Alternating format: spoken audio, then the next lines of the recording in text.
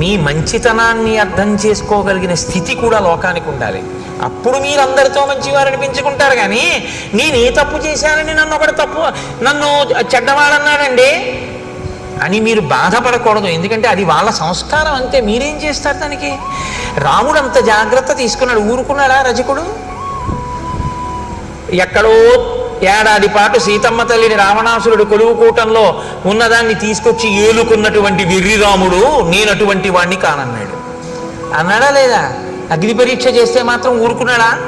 అనేవాడు అంటూనే ఉంటాడు. ఆ అన్నవాడు ఎన్నాళ్ళు అన్నాడని అడిగారు. పుర్రె మారిపోయిందేమో కానీ వాడికి ఆ వాచాలత్వం అలవాటు ఉండిపోయి ఆయన ద్వాపరయుగం వరకు అంటూనే ఉన్నాడు. ఆఖరికి కృష్ణుడు కనబడితే కూడా అన్నాడు. కాబట్టి వాళ్ళకి మీరు మంచి అవ్వాలి అని మీరు కోరుకోకూడదు కూడా.